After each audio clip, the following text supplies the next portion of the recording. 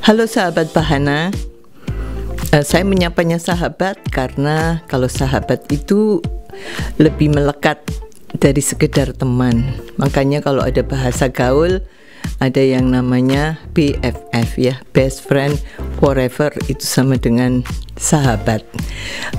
Saya Indayati Utomo, International Director John Robert Powers.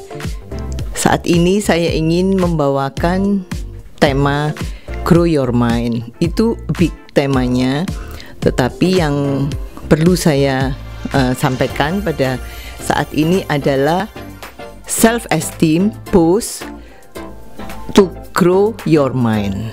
Jadi bagaimana self-esteem itu bisa menjadi booster untuk membuat cara berpikir kita terus berkembang.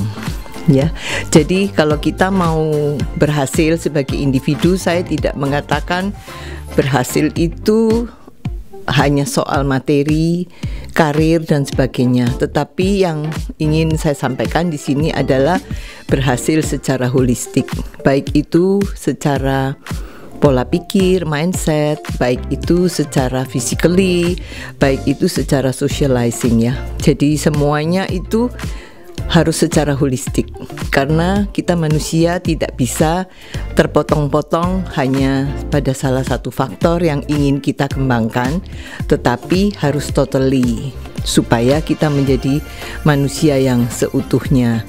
Nah, bagaimana kita bisa meningkatkan mindset kita untuk terus berkembang? Ada 3 hal yang harus kita ketahui. Yang pertama adalah love yourself. Kenapa kita dimulai dari love yourself? Karena kalau kita tidak bisa mengasihi dan menyayangi atau mencintai diri kita sendiri, maka kita tidak mungkin bisa memberikan sesuatu cinta atau kasih atau perhatian atau melayani orang lain. Ukurannya apa? Karena di dalam golden rule ada ukuran bahwa apa yang kita inginkan orang lain berbuat kepada kita, maka berbuatlah itu juga kepada orang lain, gitu ya. Jadi itulah ukuran daripada take and give dalam kehidupan. Kalau kita tidak full seperti layaknya gelas yang full dengan air, bagaimana kita bisa mengalirkan air itu kepada sekeliling? Makanya ada yang kata bijak yang mengatakan, cintailah sesamamu seperti engkau mencintai dirimu sendiri. Jadi Tuhan itu memerintahkan atau mengajarkan hukum yang terutama di dalam hidup kita adalah bagaimana kita bisa mengasihi orang lain seperti kita mengasihi diri sendiri. Jadi timbangan atau ukurannya adalah kita mengasihi kita sendiri terlebih dahulu. Maka itu yang cara kita untuk bisa mengasihi orang lain atau sekeliling kita. Ya, kalau kita sendiri tidak penuh, kita tidak bisa memberi, karena kita tujuannya terus ingin dipenuhi dulu. Bagaimana kita bisa love yourself? Orang yang love yourself itu harmonis dengan dirinya.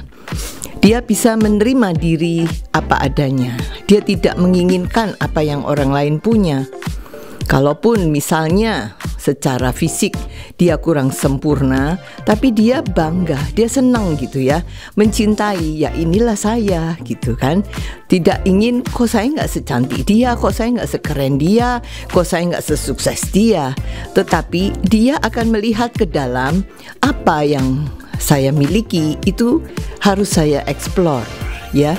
Jadi di sini kita harus terutama mencintai diri sendiri, harmonis dengan diri sendiri.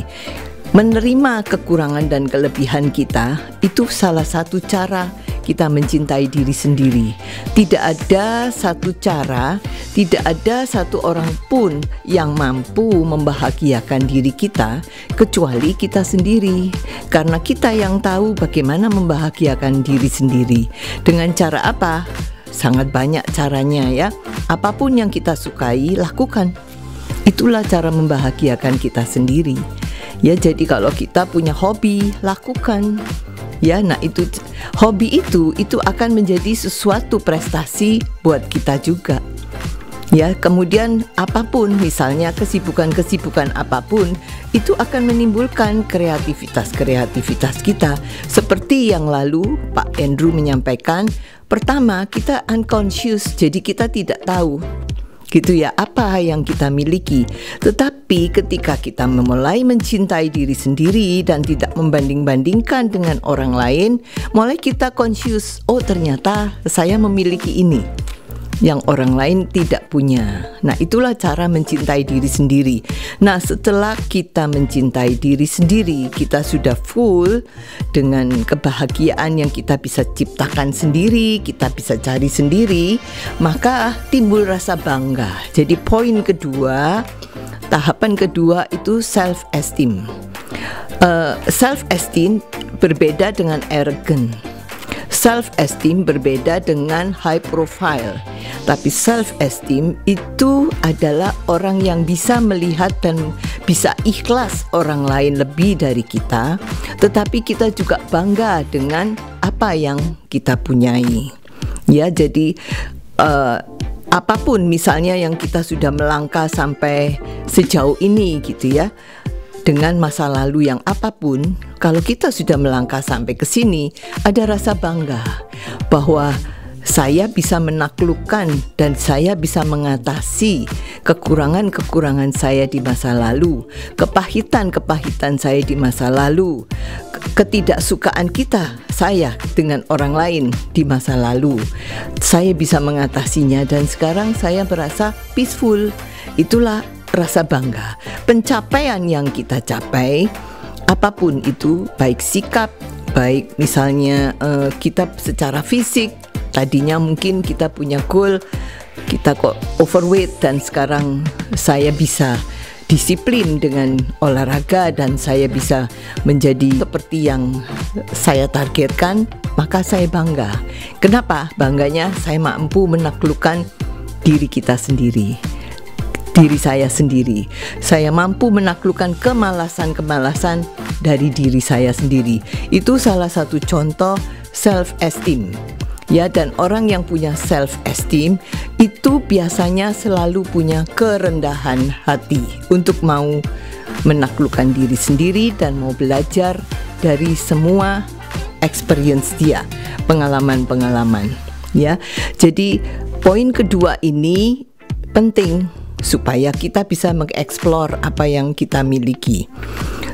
Saya ingin menyampaikan bahwa istilah keberhasilan itu, kesuksesan itu bukan hasil akhir, tetapi semacam journey, sesuatu perjalanan.